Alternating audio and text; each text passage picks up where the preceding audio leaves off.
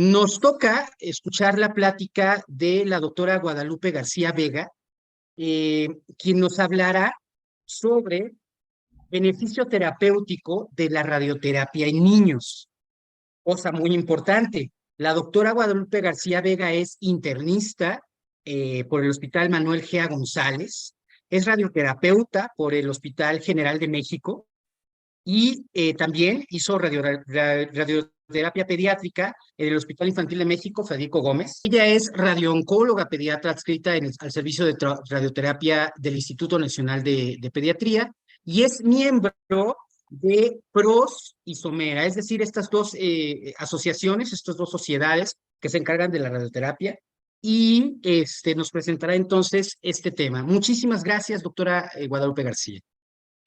Ha sido una mañana muy nutrida en cuanto a información y pues esta es la última plática que corresponde al área de radioterapia, donde básicamente haremos una revisión de todo lo que nos han ido comentando nuestros compañeros a lo largo de la mañana y evaluaremos o comentaremos un poco sobre el beneficio que reciben los pacientes pediátricos al tratarse con radioterapia. Ya como nos explicaron desde la introducción, pues la radioterapia es la aplicación de las radiaciones ionizantes con el fin de eliminar el crecimiento anormal o desregulado de un cierto tejido. Este daño a este tejido se hace a través del daño directo al material genético. Esto va a llevar a tener un paro en la multiplicación celular y a producir su muerte celular. La sensibilidad o la respuesta de la radiación va a ser distinta para cada tejido. Nos hemos ido adentrando en esta área y nos han ido comentando que hay tejidos altamente sensibles a la radiación, todos aquellos que están con velocidades de crecimiento acelerados, como son las mucosas, los individuos sanos y pues el paciente pediátrico que está en constante crecimiento, y también que tenemos tejidos de una sensibilidad muy baja. Por lo tanto, no todos los tejidos ni todos los tumores son susceptibles de recibir las mismas dosis de radiación. El conocimiento de esto nos hace a saber qué es la ventana terapéutica y básicamente se refiere a saber cuál es la dosis que se requiere para tener el control tumoral adecuado independientemente del origen del tumor y disminuir el riesgo de complicaciones. De los parámetros que tenemos que considerar para poder disminuir el beneficio que tenemos en aplicar un tratamiento, pues uno de estos es la edad, la histología. Vamos a ir avanzando en cuanto a ver la extensión tumoral, qué imágenes, como ya nos han dicho, son necesarias para evaluar cómo estaba la enfermedad y cómo está actualmente cuando llega con los radioterapeutas. En función de esto, sabemos que hay dosis de prescripción. Tenemos guías nacionales, básicamente de guías internacionales, tanto europeas como americanas, donde nos vienen las normas para definir de manera unificada los volúmenes a tratar y los órganos que tenemos que proteger, los órganos de riesgo. No solamente es esta parte de la biología, hoy día la tecnología ha avanzado lo suficiente como para poder definir que un plan se acepta o no en función de lo que hemos hecho con el servicio de física, la planeación, cómo vamos a poder verificar y cómo se van a aplicar los tratamientos de manera adecuada. Uno de los grupos con los que normalmente nos enfrentamos ante un reto más importante, pues son los pacientes muy pequeñitos, los infantes. Aproximadamente el 30% de los tumores de la infancia se van a presentar en estos niños menores de 3 años. Tanto la Organización Mundial de la Salud como la FDA define a los niños menores de 2 años como infantes.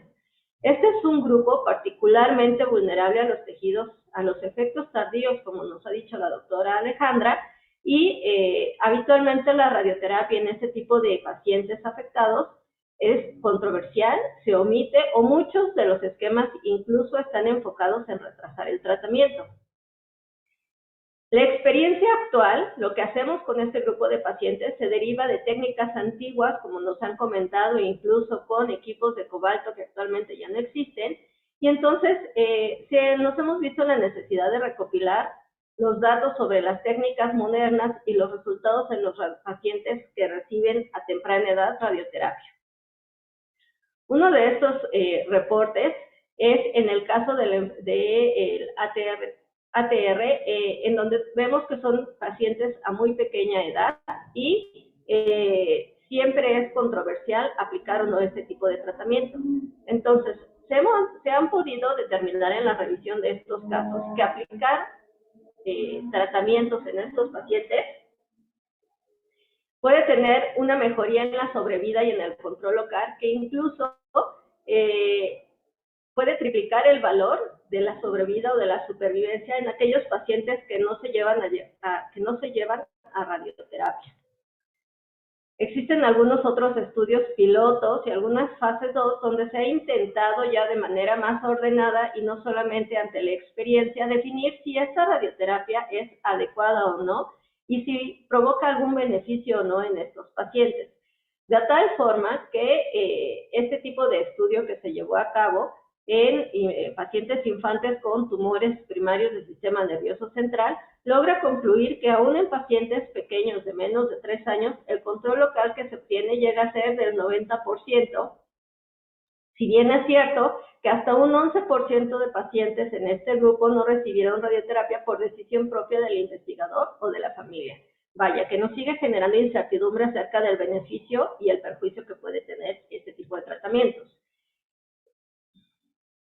En aquellos pacientes hemos ido viendo a lo largo de la mañana que meduloblastoma es una de las neoplasias más frecuentes en pacientes del sistema nervioso central y los grupos, los niños pequeños pues no son un grupo en donde se excluye esto. Entonces se genera este estudio por parte del grupo americano para poder determinar si en aquellos pacientes menores de 3 años de edad es factible o no dar radioterapia y si vamos a tener o no algún tipo de beneficio. En estos pacientes la idea es llevarlos a los 23.4 que se ha aceptado para los tratamientos de riesgo estándar y llevar a un boost no tan grande como 55 o 56, pero sí suficiente hasta 50 Grays al hecho quirúrgico. En estos pacientes donde se logra comparar contra los grupos históricos, vemos que existe un beneficio de dar el tratamiento con radioterapia a estas dosis en el grupo de riesgo estándar y que son muy pequeñitos. A lo largo del tiempo se logra hacer una evaluación para saber cuál es el impacto que logran tener en cuanto a su funcionalidad y su estado general, y se ve que los pacientes que reciben radioterapia en realidad no tienen ningún perjuicio a lo largo del tiempo y que logran llevar tanto el tratamiento como la supervivencia de manera adecuada. En el caso de los ependimomas, que es otro tumor que también se presenta frecuentemente en el sistema nervioso central en edades muy tempranas, se ha hecho una revisión recientemente para evaluar a lo largo de 25 años la experiencia de una institución muy grande de Estados Unidos y se logra ver que aquellos pacientes que lograron completar la radioterapia, que por el tiempo de vigilancia de este estudio o en el que se lleva a cabo este estudio, pues casi todos los pacientes eran conformal, pocos eran de intensidad modulada, lograron escalar dosis a dosis más altas, entre 50 y 54 Grays en aquellos pacientes que eran muy pequeños, y se logra ver que se logra tener buen control de la enfermedad a largo plazo. Y otra cosa importante que se ha ido manejando a lo largo de esta mañana es la independencia funcional en estos pacientes, donde logran tener un trabajo, estudiar, y algunos incluso llegan a vivir solos. Con el propósito de mejorar la supervivencia de estos pacientes y disminuir los efectos tardíos, varios grupos, tanto americanos como europeos, se han dado a la tarea de generar protocolos que se encuentran actualmente abiertos para evaluar la supervivencia y el daño que podemos generar y observar, disminuir este daño en distintas entidades, como son rhabdoides teratoides, los neuroectodérmicos primitivos, los ependimomas, algunos sarcomas, tanto de tejidos blandos como tejidos óseos, los tumores rhabdoides extrarrenales, y todos estos estudios se realizan en pequeñitos menores de 2, incluso 18 meses de edad. Otro de los parámetros que hemos determinado desde el principio de la charla, pues es tanto el tipo histológico por la sensibilidad que requiere cada tipo celular o que tiene cada tipo celular, como la extensión tumoral. Ya nos comentaba la doctora Betty en la mañana que probablemente una de las entidades más estudiadas pues son las leucemias. Las leucemias, todas las células, los linfocitos son altamente sensibles a la radiación, y por por ser la primera causa de patología oncológica en el paciente pediátrico, pues es de las series más largas, tanto en supervivencia como en tipos de tratamiento. De tal forma que desde que el grupo de salud comienza a hacer sus estudios en los años 60, considera que la recaída al sistema nervioso central pues es un factor importante a lo largo de la evolución de estos pacientes y que condiciona la pérdida del control local a largo plazo. Por lo tanto, comienza con dosis tan pequeñas como 5 Grays, o en aquel entonces en cobalto 500 Rad, y las fue elevando a lo largo del tiempo hasta llevarlas hasta 24 Grays a dosis cranoespinal, incluso 30 Grays a dosis craneal. La evolución de estos estudios fue permitiendo que se introdujeran otro tipo de circunstancias para poder mejorar esta supervivencia y poder ir disminuyendo las dosis de radioterapia y los efectos adversos al sistema nervioso central, incluyendo fármacos, tanto en aplicación intratecal como en la aplicación sistémica. Los últimos protocolos, como nos comentaba la doctora Betty, pues la han logrado que de los primeros de los años 60 tengamos unas supervivencias a largo tiempo tan pequeñas como 19%, a tener actuales supervivencias de más del 95%, y omitiendo la radioterapia en profilaxis, pero dejándola en aquellos pacientes que tienen enfermedad por afección primaria al sistema nervioso central diagnóstico y solamente craneal. Hoy día los protocolos no tienen más allá de 15 Grays en algunos los grupos europeos y 12 Grays probablemente en los grupos americanos solo al cráneo. Una de las particularidades de las leucemias es que haya tantos protocolos y que sea de las entidades más estudiadas y descritas, ha llevado el desarrollo de terapias tan complejas como puede ser el trasplante de médula ósea, con la intención de beneficiar a estos pacientes que fracasan en las primeras líneas de tratamiento. En estas circunstancias también la radioterapia se ha visto que ha jugado un papel muy importante para acondicionamiento y se ha logrado comparar con regímenes de acondicionamiento basados solamente en quimioterapia, en donde se ha observado que la irradiación corporal total permite no solamente mantener por más tiempo los eventos libres, la sobrevida libre de eventos y la sobrevida general, sino que también se ha asociado a disminución en las recaídas posterior al trasplante de médula ósea. Se han hecho varios estudios, revisiones sistemáticas donde se ha podido observar los protocolos en favor de irradiación corporal total como régimen de acondicionamiento, decíamos, para estos trasplantes. Por tanto, en leucemia aguda linfoblástica decimos que es de las entidades más estudiadas, como nos comentaron, que pasamos de dosis tan pequeñas como 5 a 30, que actualmente vamos en dosis de 12 Gray, en aquellos pacientes que tienen indicaciones precisas, como pueden ser inmunofenotipo T o afección primaria desde el inicio. Y en los tratamientos con acondicionamiento para trasplante de médula ósea, pues el beneficio que se ve tanto en supervivencia general como en disminución de riesgo de recaídas. Los tumores cerebrales, que por sí solos, pues sabemos que son una causa importante de mortalidad de la infancia, ya nos han comentado que representan la segunda causa de neoplasia después de las leucemias, y sabemos actualmente que como parte del tratamiento multidisciplinario que nos comentó la doctora, pues el gold estándar actual sigue siendo una resección máxima segura,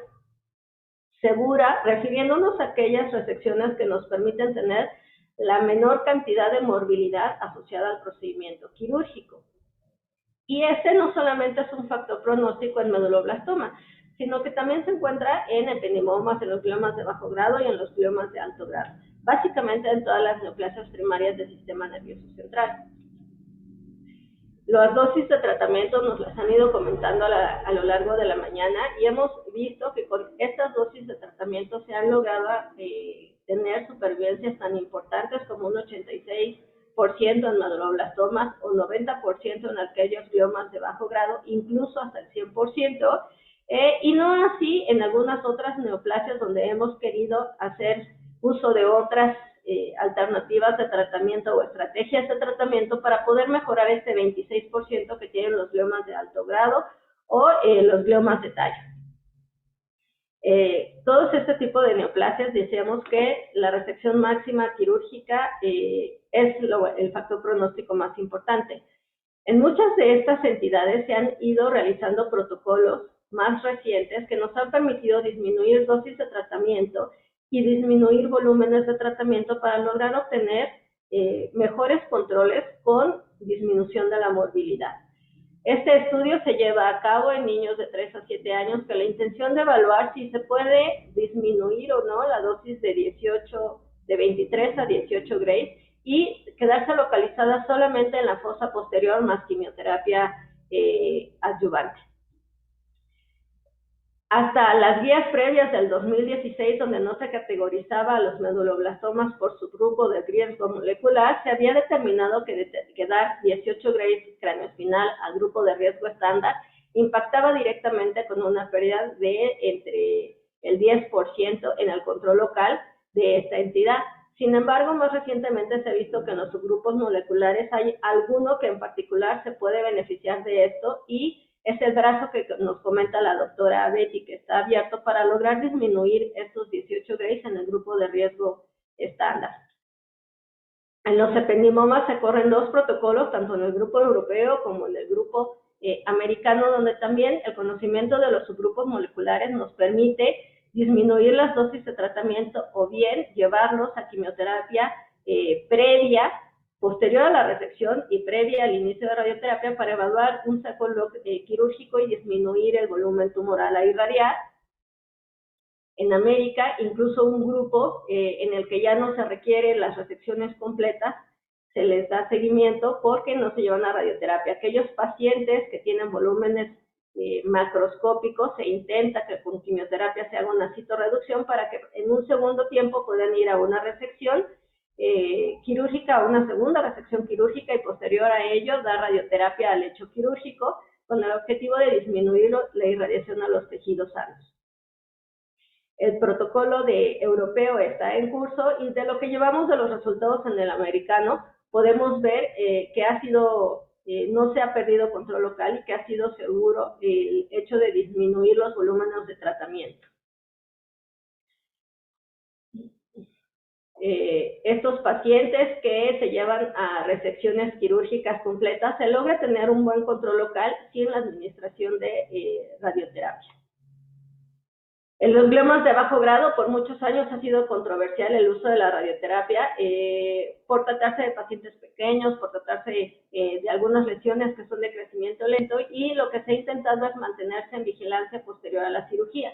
Algunos de estos pacientes que tienen grandes lesiones o lesiones muy voluminosas, que tienen recurrencias tumorales que ya son inoperables, aquellas lesiones que no son operables desde el inicio, que tienen recurrencias muy tempranas, se han buscado estrategias con radioterapia y una de ellas donde se ha logrado tener muy buenas respuestas es con radiocirugía, logrando tener controles locales hasta del 100% y en algunas series históricas hasta del 80%.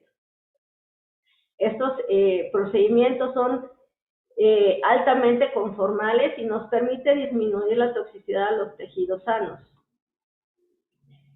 Otra de las estrategias donde se ha pretendido ir incrementando el uso del tratamiento con radioterapia es en la paliación, en aquellos pacientes donde tenemos fracasos a varias líneas de tratamiento o en aquellos donde tenemos progresiones.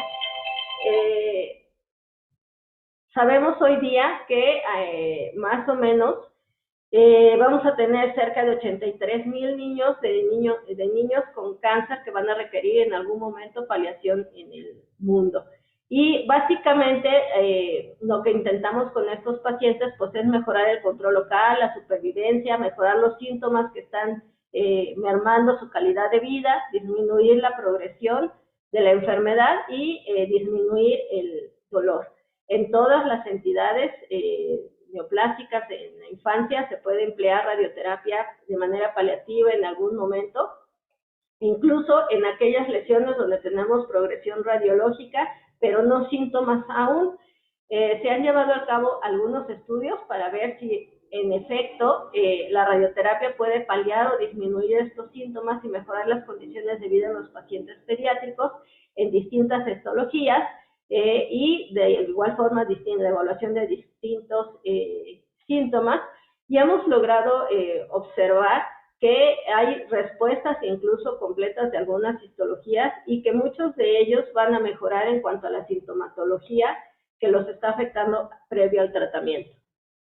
Incluso en aquellas lesiones que por muchos años se han considerado que son radioresistentes, se ha logrado tener un buen control de la sintomatología y eso, pues mejorar la calidad de vida de estos pacientes. Cuando hablamos de las dosis de prescripción y comentábamos que existen guías internacionales y nacionales que nos han dado a los radioterapeutas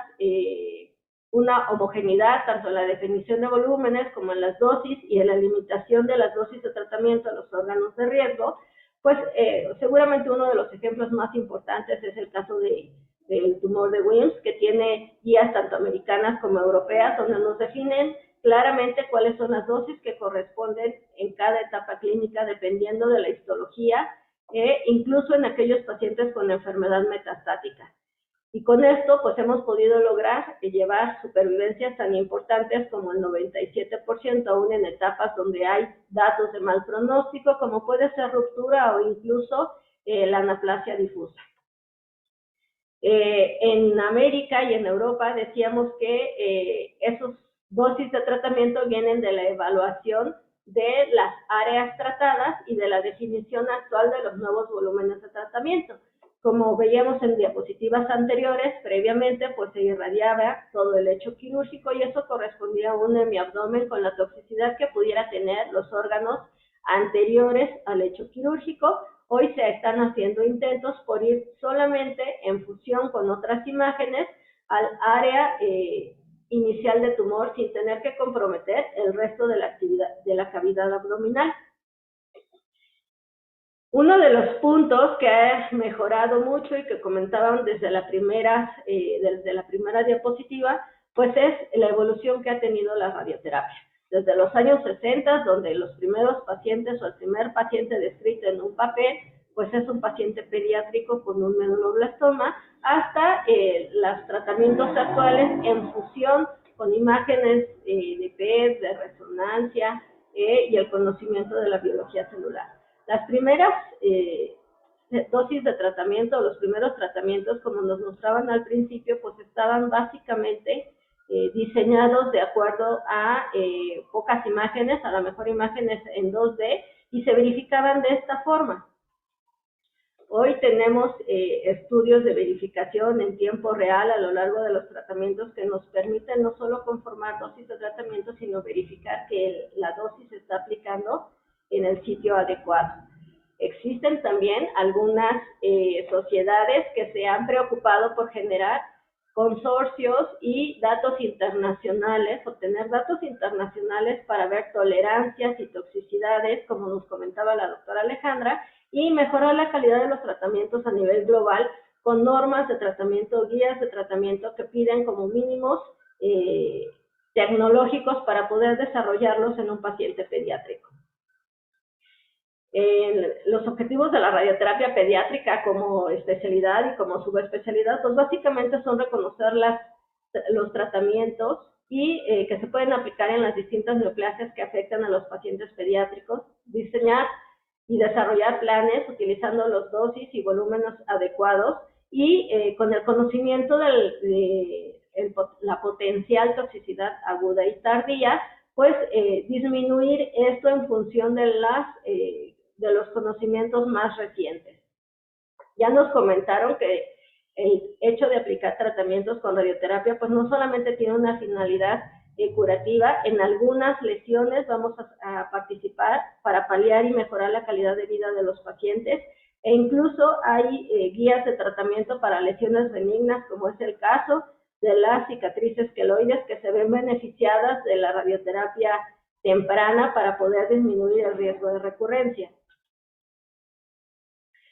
Decíamos que esto es una parte del trabajo en equipo. Cuando el paciente llega con nosotros, ya fue evaluado por un pediatra que pudo detectar una enfermedad de manera temprana, un cirujano, un oncólogo o un hematólogo. El concepto o el flujograma en la consulta de radioterapia es complejo, desde conocer al paciente, a la familia, la dinámica en la que se encuentra, llevarlo a una tomografía que puede ser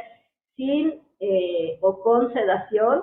bajo estos parámetros, obtener en tiempo real las imágenes para poder comparar con las imágenes iniciales de la enfermedad, saber cuáles son las áreas que son comprometidas, en conjunto con el equipo de física, generar un plan de tratamiento específico para ese paciente, verificarlo en tiempo real y llevar un control a lo largo del seguimiento de ese paciente. Después de haber concluido el tratamiento, pues es un paciente que va a requerir de todo un equipo multidisciplinario, como lo han comentado, para poder evaluar todas las complicaciones. Eso es algo que tenemos que definir, cuál es el momento en el que tenemos que participar todos, incluyendo a la familia, y pensar siempre pues en el beneficio de nuestro paciente. Muchas gracias.